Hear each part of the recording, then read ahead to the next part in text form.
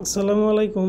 আমি Mohammad Nakibul Islam, software engineer, TMSS ICT limited. এই ভিডিওতে থাকছে মেম্বার কিভাবে দেখবে যে তার টাকা ঠিকমতো জমা হয়েছে কিনা। তো এটা অ্যাপস থেকে দেখা যায়। তো অ্যাপস থেকে দেখার জন্য আমরা অ্যাপসে চলে গেলাম। এখানে ইউজার নেম এবং পাসওয়ার্ড দিয়ে আমি লগ ইন করবো। তো মেম্বারের ক্ষেত্রে যেটা করা আছে, ইউজার নেম যেটা, পাসওয়ার্ডও এটাই দিয়ে লগ ইনে গেলাম। দেখেন এখানে মেম্বারের নাম দেখাচ্ছে শাহজাহান কবির, মেম্বার কোড দেওয়া আছে, কত সালে সে অ্যাডমিশন নিয়েছে সেটা দেখাচ্ছে।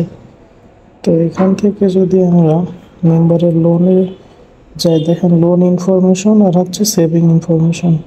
তো ডান পাশে দেখেন একটা চোখের আইকন আছে, এখানে যদি আমরা ক্লিক দিই তো দেখেন ওই মেম্বারের কত টাকা লোন নিছে এবং ট্রানজ্যাকশনগুলো দেখাচ্ছে, কয় তারিখে কত টাকা ট্রানজ্যাকশন হয়েছে। ডান পাশে দেখেন লেখা আছে শিডিউল। তো শিডিউলের উপর যদি আমি একটা চাপ দিই, এখানে দেখেন ইনস্টলমেন্ট অ্যামাউন্ট এবং পেড অ্যামাউন্ট, কোন ডেটে কত টাকা ইনস্টলমেন্ট ছিল এবং কত টাকা পেমেন্ট করেছে, এখান থেকে কিন্তু আমরা এটা দেখতে পারবো। দেখেন নিচে ওনার যে শিডিউলগুলো, ইনস্টলমেন্ট অ্যামাউন্ট এবং পেড অ্যামাউন্ট কিছু কিছু জিরো দেখাচ্ছে। তো এবার যাই আমরা সেভিংসে। সেভিংসে আছে general savings, special savings, TSC savings. তো জেনারেল সেভিংসের ভিতরে ডান পাশে যে চোখের আইকন, সেখানে ক্লিক দিলে তার ডিপোজিট কত, অ্যামাউন্ট কত, কোন ডেটে টাকাটা জমা দিচ্ছে, দেখেন সব কিন্তু এখানে দেখা যাচ্ছে। তো এরপর ব্যাকে আসার পরে সেভিংয়ে যাই। সেভিং থেকে স্পেশাল সেভিংয়ে যদি ক্লিক দিই আমরা, দেখেন স্পেশাল সেভিংয়ের ডান পাশে একটা চোখের আইকন আছে, এখানে যদি ক্লিক দিই তো স্পেশাল সেভিং ওনার কত টাকা আছে, ট্রানজ্যাকশনগুলো ওই ডেটে কত অ্যামাউন্ট দিছে সেটা দেখাচ্ছে। আরেকটা অপশন আছে দেখেন টিএসএস। তো টিএসএসেরও সেম ডান পাশে চোখের আইকন আছে, এখানে ক্লিক দিলাম।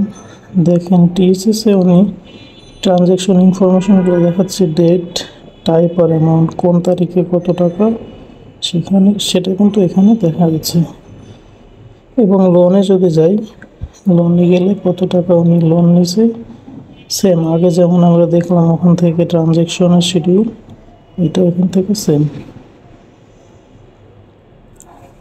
আর মেম্বার চাইলে এখান থেকে তার সেভিংস, লোন, দেখেন এখানে ড্যাশবোর্ড, সেভিং, লোনস, নোটিফিকেশন সবই এখান থেকেও দেখতে পারবে। এবং চেঞ্জ পাসওয়ার্ড, যে কারেন্ট পাসওয়ার্ড মানে তার এখন যে পাসওয়ার্ড আছে এইটা, এবং সে যদি নতুন কোনো পাসওয়ার্ড দিতে চায় সেক্ষেত্রে নতুন পাসওয়ার্ড দিয়ে চেঞ্জ পাসওয়ার্ডে ক্লিক দিলে তার পাসওয়ার্ডটা অটোমেটিক চেঞ্জ হয়ে যাবে।